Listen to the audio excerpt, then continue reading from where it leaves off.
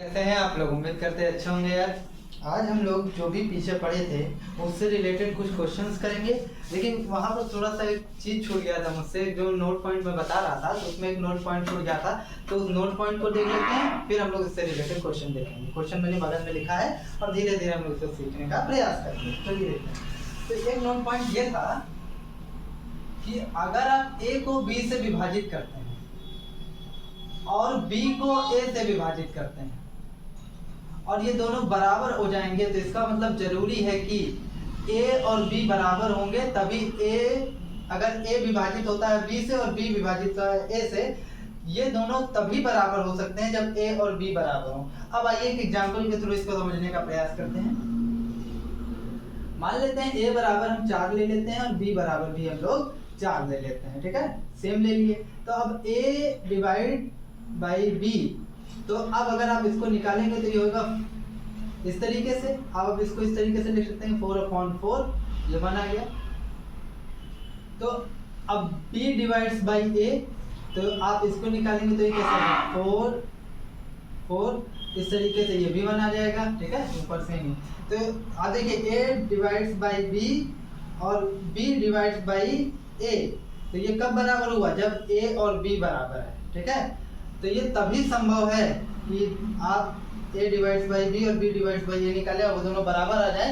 ये तभी संभव है जब a और b आप दोनों बराबर ले लें। या आप ऐसा भी कह सकते हैं कि अगर a और b बराबर है उल्टा, तो a डिवाइड्स बाई b और b डिवाइड्स बाई a बराबर होंगे, ठीक है। अब एक बार नहीं बराबर लेकर देखते हैं तब क्या होता है। चलिए एक बार एक एग्जाम्पल के थ्रू समझते हैं कि हम बराबर नहीं लेते। मान लेते हैं a बराबर हम लोग 4 ले लेते हैं और b बराबर हम लोग 2 ले लेते हैं। तो अब चलिए चेक करते हैं। तो आप देखेंगे तो पाएंगे कि a डिवाइड्स बाई b, तो आप इसको निकालिए, तो 4 डिवाइड्स बाई 2, तो ये हो जाएगा 2। और अगर आप b डिवाइड्स बाई a निकालेंगे तो 2 डिवाइड्स बाई 4, तो ये आ जाएगा आपका 1/2। आप इसको इस तरीके से लिखेंगे ना, तो ये हो जाएगा 2 दूनी 4, तो 1/2। तो इस तरीके से आप देखें, चूंकि a इक्वल नहीं था b के, इसलिए जो है आपका ये क्या इंप्लाई नहीं किया, a डिवाइड्स बाई b। इसको मैं थोड़ा सा सिंपल लैंग्वेज में लिख देता हूँ कि चूंकि a इक्वल नहीं था b के, इसलिए a डिवाइड्स बाई b भी इक्वल नहीं था b डिवाइड्स बाई a के इक्वल नहीं था। तो ये 2 नोट पॉइंट थे जो मैं आपको बताना चाह रहा था कि अगर आपको a डिवाइड्स बाई b और b डिवाइड्स बाई a बराबर करना है तो आपको a और b को बराबर लेना होगा, ठीक है। अब हम लोग क्वेश्चन देखेंगे।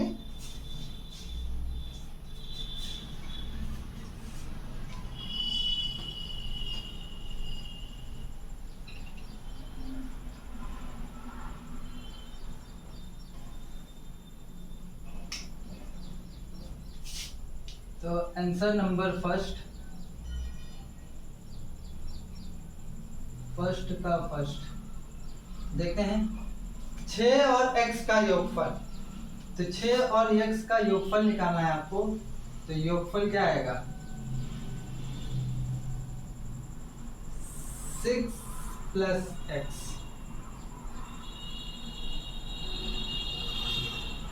फिर क्या है सेकंड नंबर,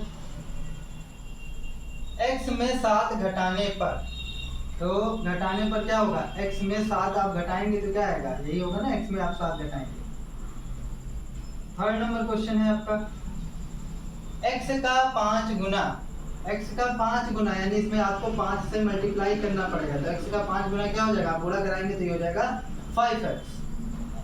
x का 5 गुना क्या हो जाएगा, 5x हो जाएगा। फोर्थ नंबर आइए, x का 1/3 यानी 1/3 भाग, तो ये आपका x है, इसका 1/3 करेंगे 1/3 और ये हो जाएगा x/3, ठीक है। नेक्स्ट देखते हैं सेकंड नंबर क्वेश्चन। ध्यान दीजिए, निम्नलिखित कथनों को संख्याओं, मतलब आपकी ये जो संख्या है ना 1 2 3 4 5, ये आपकी संख्या है, सिंपल नंबर जो इनको बोल सकते हैं तरीके से। ये संख्याओं और बीजों मतलब ABCD, ये और क्या कह रहा है, मूल संक्रिया यानी बेसिक ऑपरेशन। पिछले वीडियो में बताए थे ना बेसिक ऑपरेशन क्या होते हैं। बेसिक ऑपरेशन +4 होते हैं, प्लस माइनस मल्टीप्लिकेशन और डिवीजन, ठीक है। बेसिक मतलब मूल संक्रियाओं के चिन्हों की सहायता से व्यक्त कीजिए। तो अब देखिए इसमें पहला क्या है, वृत्त का व्यास उसकी त्रिज्या का दोगुना होता है। वृत्त का व्यास, अगर मान लीजिए ये एक वृत्त है, ये आपका वृत्त है, वृत्त में एक केंद्र होता है, तो ये वृत्त का आपको व्यास क्या होता है, वृत्त की किन्हीं दो परिधि जो होती है, परिधियों को मिलाने पर, परिधि के किन्हीं दो भागों को मिलाने पर जिस रेखा का निर्माण होता है वो क्या कहलाती है, व्यास कहलाती है। और वो जो रेखा जाए वो रेखा केंद्र से होकर जाए जरूरी है, तभी वो व्यास होगा। अगर आप ऐसे खींच देंगे तब वो व्यास नहीं होगा, तब वो जीवा हो जाएगी, ठीक है। वृत्त के किन्हीं दो परिधि, वृत्त के परिधि के किसी दो भागों को मिलाने पर व्यास का निर्माण होता है, और वो व्यास, और वो जो रेखा मिलेगी वो हमेशा केंद्र से होकर जाएगी, तभी आपको व्यास उसको कहेंगे, ठीक है। तो फिलहाल हमारा क्या जो कथन है उसके आते हैं हम लोग, कह रहा है कि निम्नलिखित वृत्त का व्यास उसकी त्रिज्या का दूना होता है। तो त्रिज्या क्या होती है, वृत्त के केंद्र से परिधि, ये जो आप बाहर वाला क्षेत्र देख रहे हैं ये परिधि होती है, वृत्त के केंद्र से परिधि तक की दूरी को हम लोग त्रिज्या कहते हैं, ठीक है। तो कह रहा है व्यास जो होता है, व्यास जो होता है त्रिज्या का दोगुना, व्यास बराबर त्रिज्या का दोगुना। आप इसको ऐसे लिखो, दोगुना किसका, त्रिज्या। ध्यान दीजिए, वृत्त का व्यास के त्रिज्या का दूना होता है, तो आपको इसको अक्षर संख्याओं की सहायता से व्यक्त करना है। तो मान लीजिए, माना व्यास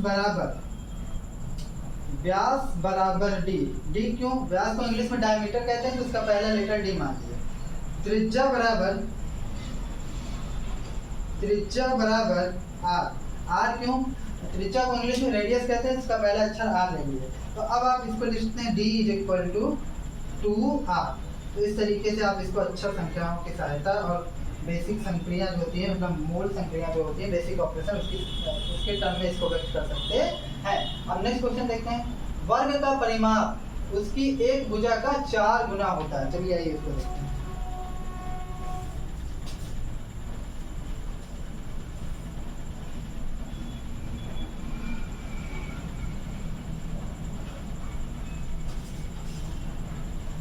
वर्ग का परिमाप, सबसे पहले हम यहाँ एक वर्ग बनाते हैं।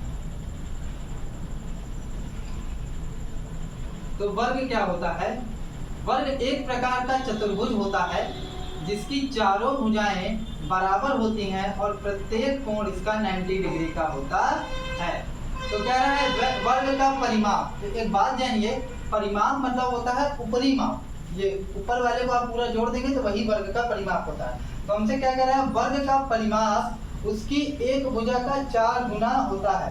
मतलब आपको अगर वर्ग का परिमाप निकालना है ना, प्रश्नानुसार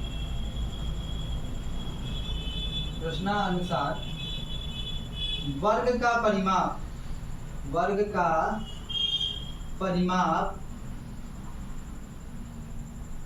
एक भुजा मतलब कोई भी भुजा, क्योंकि चारों भुजा बराबर है तो आप कोई भी भुजा ले लीजिए, एक भुजा का 4 गुना होता है, मतलब भुजा का 4 गुना होता है, ठीक है।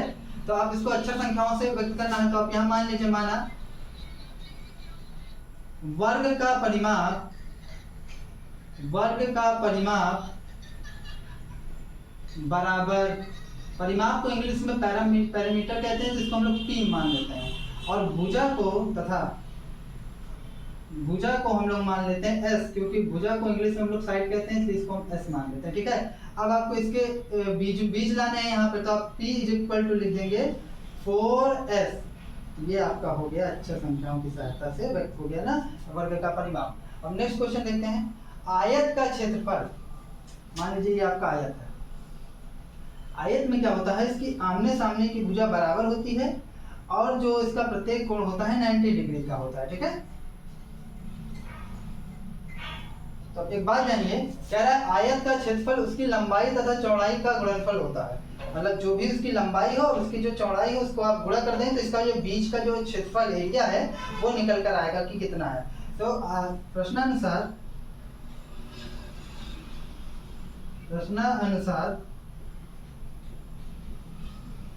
आयत का क्षेत्रफल जो होगा वो लंबाई और चौड़ाई के गुणनफल के बराबर होता है। ठीक है, अब इसको भी आपको बीजों की सहायता से व्यक्त करना है। तो यहाँ पर हम लोग एक काम करते हैं, माना आयत का क्षेत्रफल, आयत का क्षेत्रफल, आयत के क्षेत्रफल को आप लोग ए मान लीजिए, क्योंकि एरिया को आप क्षेत्रफल को इंग्लिश में एरिया कहते हैं, तो इसलिए हमने ए मान लिया। अब आप जरूरी नहीं है मानिए, आप कुछ भी मान लीजिए। ठीक है, ए बी सी डी में से। ठीक है, और लंबाई को हम लोग मान लेते हैं, लंबाई को एल मान लेते हैं, क्योंकि लंबाई को इंग्लिश में लेंथ कहते हैं, इसलिए हम एल ले लिए। और यहाँ पर हम लोग तथा चौड़ाई को हम लोग मान लेते हैं बी, चौड़ाई को इंग्लिश में ब्रेथ कहते हैं, इसलिए इसको हम लोग बी मान लिए। ठीक है, अब इसको हमको इसकी सहायता से व्यक्त करना है अक्षर संख्या। तो आयत का क्षेत्रफल यानी कि यहाँ मैं थोड़ा सा कर दे रहा हूँ, ध्यान दीजिएगा, A is equal to L into B. ठीक है, ये आपका अक्षर संख्याओं की सहायता से व्यक्त हो गया। ठीक है, अब हम लोग नेक्स्ट क्वेश्चन देखेंगे।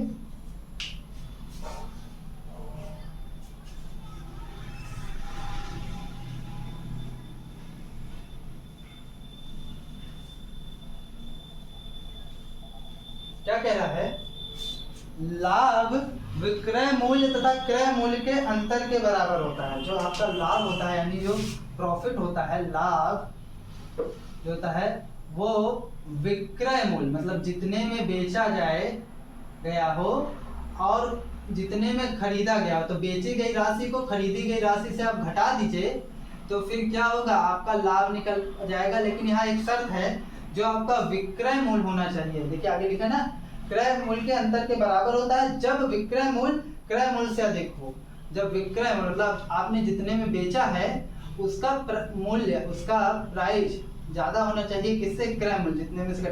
भाई जाहिर सी बात है, आप जितने में बेचे हैं और जितने में खरीदे हैं, जब आप कम में खरीदे होंगे और ज्यादा में बेचेंगे तभी तो आपको प्रॉफिट होगा, तो अभी तो आप लाभ निकाल पाएंगे। तो लाभ जो होता है विक्रय मूल्य क्रय मूल्य के बराबर होता है, जहाँ पर विक्रय मूल्य हमेशा बड़ा होगा क्रय मूल्य से। ठीक है, तो ये प्रश्न कह रहा था हमारा, तो हमने यहाँ पर लिख दिया प्रश्नानुसार। अब इसको भी हमको अच्छा संख्या से व्यक्त करना है, तो हम लोग यहाँ मान लेते हैं, लाभ को हम लोग मान लेते हैं P, क्योंकि लाभ को हम P रुपए, क्योंकि लाभ को इंग्लिश में लोग प्रॉफिट कहते हैं, इसलिए हम इसको P मान लेते हैं। ठीक है, विक्रय मूल्य को इंग्लिश में कहते हैं सेलिंग प्राइस, और सेलिंग का पहला अक्षर यस होता है, इसलिए इसको हम लोग S मान लेते हैं। और क्रय मूल्य को हम लोग C मान लेते हैं, क्योंकि क्रय मूल्य को हम लोग इंग्लिश में कॉस्ट प्राइस बोलते हैं, इसलिए इसको हम लोग C मान रहे हैं। ठीक है, अब इस पर रखिए, तो लाभ क्या है आपका P, और फिर विक्रय मूल्य आपका क्या है S, और फिर क्या है क्रय मूल्य आपका क्या है C। आप इसको ऐसे भी लिख सकते हैं, दोनों में जो कॉमन है उसको बाहर कर दीजिए, S माइनस C। इस तरीके से ये आपका अक्षर संख्याओं बीजों या यूं कहें अक्षर संख्याओं के रूप में व्यक्त हो गया। अब आइए कुछ और क्वेश्चन देखते हैं। तीसरा नंबर क्वेश्चन देखते हैं। देखिए तीसरा नंबर क्वेश्चन क्या कह रहा है, तीसरे का ये, एक टोकरी में 50 आम, एक टोकरी में कितने आम है भैया, 50 आम है, तथा एक टोकरी में X आम है। ठीक है, पहले टोकरी में दूसरे टोकरी से कितना आम अधिक आम है। तो थोड़ा सा इसको हम लोग इजी वे में समझते हैं। मान लेते हैं एक राम नाम का एक लड़का है, उसके पास 10 रुपए हैं। कितने रुपए हैं, 10 रुपए। और एक श्याम नाम का लड़का है, उसके पास 5 रुपए है। तो राम के पास श्याम से कितना अधिक रुपए है, तो आप ये जानने के लिए क्या करेंगे, 10 में से 5 घटा देंगे तो कितना आएगा, 5 आएगा। तो इससे ये पता चलता है कि राम के पास श्याम से 5 रुपए ज्यादा है। तो उसी प्रकार एक टोकरी में 50 आम है, तो यहाँ मैं लिखता हूँ, पहले टोकरी में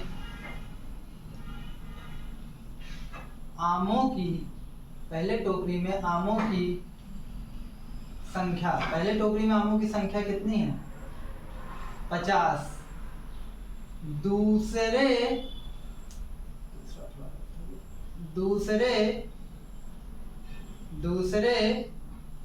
टोकरी में आमों की संख्या कितनी है भैया, X है। अब कह रहा है पहले टोकरी में दूसरे टोकरी में कितना अधिक आम है, पहले टोकरी में दूसरे टोकरी से कितना अधिक आम है। तो अब वही काम करेंगे, क्या करेंगे, अंतर निकालेंगे ना, पहले टोकरी में जितना आम है उससे घटा देंगे दूसरे टोकरी के आम से। तो ये 50 माइनस x, तो इतना यहाँ अधिक है। ठीक है, जिसमें अधिक पता करना होता है उसी से घटाते हैं, हमेशा ध्यान रखिए। ठीक है, नेक्स्ट आइए बी नंबर क्वेश्चन इसी का देखते हैं। क्या कह रहा है, एक विद्यालय में कुल 100 छात्र, कितने छात्र भैया, 100 छात्र हैं, जिसमें से x छात्र प्रदूषित जल पीने से बीमार हो गए, तो स्वस्थ छात्रों की संख्या ज्ञात कीजिए। तो चलिए इसको करते हैं। विद्यालय में छात्रों की कुल संख्या, छात्रों की कुल संख्या, अगर छात्रों की कुल संख्या देखी जाए तो कितनी है भैया, 100 है। कितनी है, 100 है।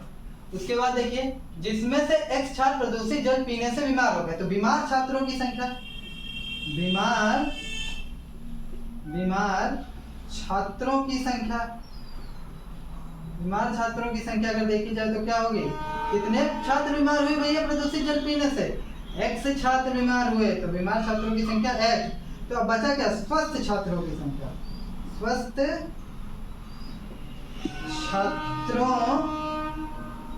छात्रों की अगर संख्या की बात की जाए, स्वस्थ छात्रों की संख्या की बात की जाए, तो टोटल जितने छात्र हैं भैया, उसमें से जो बीमार वाले हैं उसको आप हटा दीजिए, तो कौन से बचेंगे, स्वस्थ वाले तो बचेंगे। अगर बीमार वाले हम हटा दिए तो टोटल हमारे पास कितने छात्र, 100 है, और उसमें से हमने जो बीमार छात्र था वो हटा दिए, तो स्वस्थ छात्रों की संख्या कितनी हो गई, 100 माइनस x हो गई। ठीक है, अब हम लोग आइए थोड़ा सा नेक्स्ट क्वेश्चन देखते हैं, इसको थोड़ा सा रफ कर देते हैं।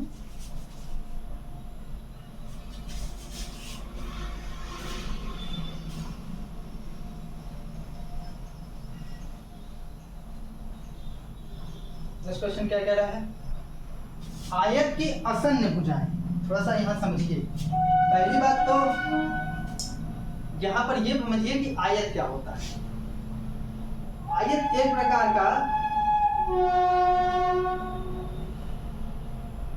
एक प्रकार का चतुर्भुज होता है, जिसके आमने सामने की भुजाएं बराबर होती हैं और प्रत्येक कोण 90 डिग्री का होता है। तो कह रहा है एक आयत की आसन्न भुजाएं x मीटर तथा y मीटर है। अब देखिए आसन्न भुजाएं क्या है, थोड़ा समझिए।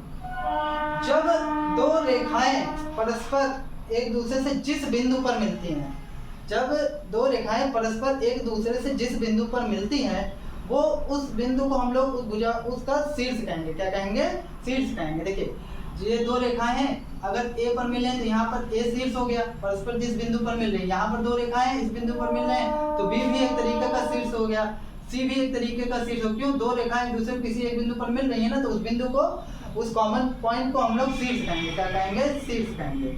और एक बात और जानिए, अगर दो भुजाओं का एक ही कॉमन पॉइंट होता है, एक ही उभयनिष्ठ बिंदु होता है, वो आसन्न भुजाएं कहलाती हैं। जैसे देखिए AB और AC का एक ही कॉमन पॉइंट है, A है ना, तो ये दोनों क्या है, आसन्न भुजाएं। CD और AC क्या है, इसमें कॉमन पॉइंट C है ना, तो ये दोनों क्या है, आसन्न भुजाएं हैं। BD और BA ये दोनों का कॉमन पॉइंट B है ना, तो ये दोनों AB और BD क्या है, आसन्न भुजाएं हैं। तो कह रहा है दो आसन्न भुजाएं, आप क्योंकि आमने सामने की भुजा बराबर है, तो आप कोई भी दो आसन्न भुजाएं ले लीजिए, चाहे आप AB को पकड़ लीजिए, चाहे CD को पकड़ लीजिए, चाहे इसको पकड़ लीजिए, चाहे इसको पकड़ लीजिए, जो आपका मन करे वो।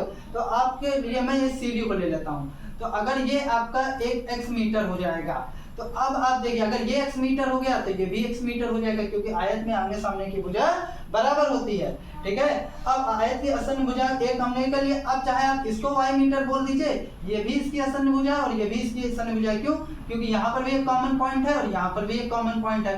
तो हम लोग इसको कर देते हैं कि अगर ये y मीटर है तो ये भी y मीटर होगा। आप ऐसे भी कह सकते हैं। ठीक है, अब देखिए क्या कह रहा है, मीटर आयत का परिमाप ज्ञात कीजिए। तो परिमाप का मतलब होता है बाहरी माप। ये जो आपकी भुजा दिख रही है, इन सभी को जोड़ दीजिए, तो यही इसका परिमाप होता है। अब समझिए थोड़ा सा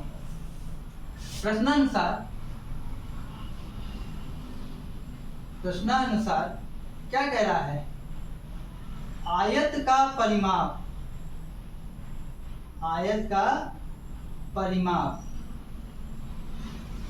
का परिमाप लिखिए। तो आयत का परिमाप क्या होता है, आयत का परिमाप होता है दो गुणे ब्रैकेट में लंबाई प्लस चौड़ाई।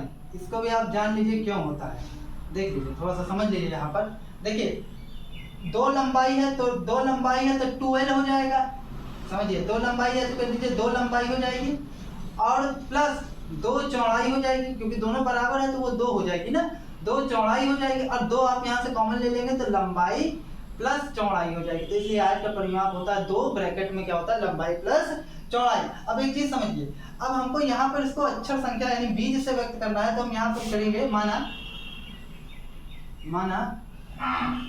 आयत का परिमाप, आयत का परिमाप मतलब बाहरी माप जो है वो p है। क्या है, p है, क्योंकि परिमाप को इंग्लिश में पैरामीटर कहते हैं, इसलिए इसको हम लोगों ने p ले लिया। और लंबाई को हम लोग ले लेते हैं l और चौड़ाई को हम लोग b ले लेते हैं। क्या ले लेते हैं, b। अब चलिए इस फार्मूला पर रखिए, तो l इसलिए l इज इक्वल टू हो जाएगा 2 पर नहीं, l नहीं होगा, p होगा। p इज इक्वल टू हो जाएगा, क्योंकि आयत का परिमाप बराबर 2, लंबाई को हम लोग ने क्या मान लिया, l मान लिया ना, अक्षर संख्या l प्लस b। इस तरीके से आप इसको बीज के रूप में व्यक्त कर दीजिए। ठीक है, नेक्स्ट देखते हैं क्या है। एक गुब्बारे का मूल्य x पैसे है, तो 12 गुब्बारे का मूल्य कितना होगा। देखिए कौन सा क्वेश्चन है, 5वां नंबर। चूंकि एक गुब्बारे का मूल्य, एक गुब्बारे का मूल्य, एक गुब्बारे का मूल्य क्या है, बराबर x पैसे। जरा समझिए, एक गुब्बारे का मूल्य x पैसे है। अगर मैं आपसे पूछूं एक चॉकलेट का दाम 5 रुपए है, तो 10 चॉकलेट के क्या होगा, 10 पचे 50। तो अगर आपको एक का दाम पता है तो चाहे जितने का पूछ ले आप निकाल लेंगे, और आप चाहें तो इसको डिटेल वाले से भी कर सकते हैं। इसको मैंने पीछे कराया भी है, लेकिन अब हम यहाँ सीधे शॉर्टकट मारेंगे। ठीक है, तो एक गुब्बारे का मूल्य अगर x पैसे है, हम लोग पीछे क्या करते थे, पहले 1 का निकालते थे, 2 का निकालते थे, फिर 3 का निकालते थे, फिर x के लिए निकाल देते थे ना। लेकिन यहाँ हम लोग डायरेक्ट करेंगे।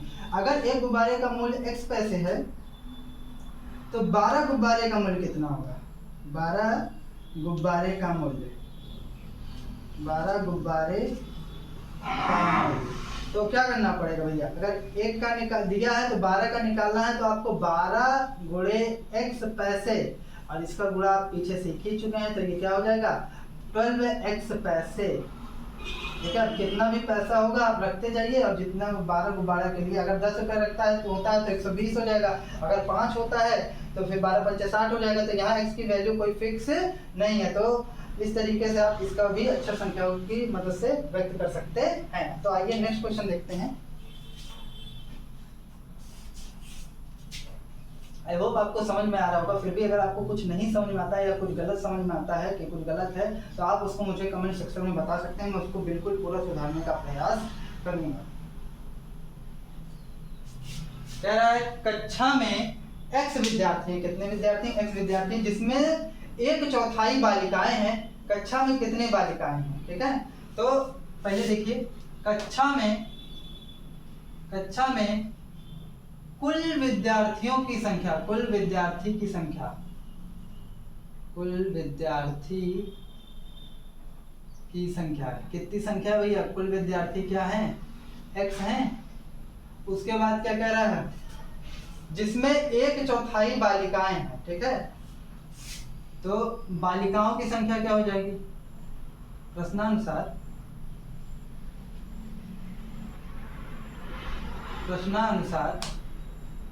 बालिकाओं की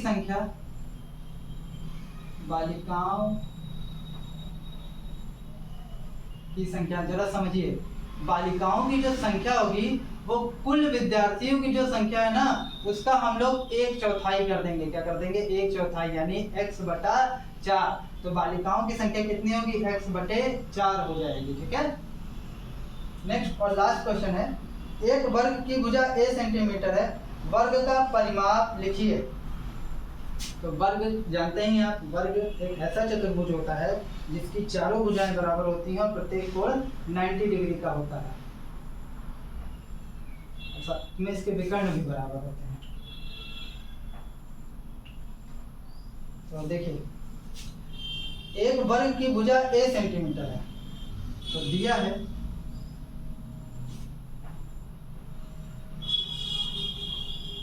वर्ग की भुजा बराबर a सेंटीमीटर, ठीक है। कह रहा है कि वर्ग का परिमाप लिखिए। तो परिमाप बराबर क्या होगा, वर्ग का परिमाप क्या होता है, परिमाप मतलब मैंने आपको बताया है, परिमाप मतलब होता है बाहरी माप, वर्ग का जो बाहरी टोटल आप जोड़ देंगे तो वही आ। तो अगर एक भुजा ए है तो चारों भुजाएं बराबर होती है तो सब ए हो जाएंगी। तो वर्ग का परिमाप अगर आप देखें तो 4 बार सेम चीज है तो 4 गुणे भुजा हो जाएगा, 4 गुणे भुजा हो जाएगा क्योंकि 4 बार जोड़ा गया है ना। तो 4 और फिर क्या हो जाएगा, भुजा कितनी है, ए है, तो वर्ग का परिमाप कितना हो जाएगा, 4। इस तरीके से आप इन तरह के प्रश्नों को हल कर सकते हैं। अगर आपको फिर भी कोई दिक्कत होती है तो आप मुझसे कमेंट सेक्शन में पूछ सकते हैं। नेक्स्ट हम लोग इसके आगे देखेंगे। That's all from my side.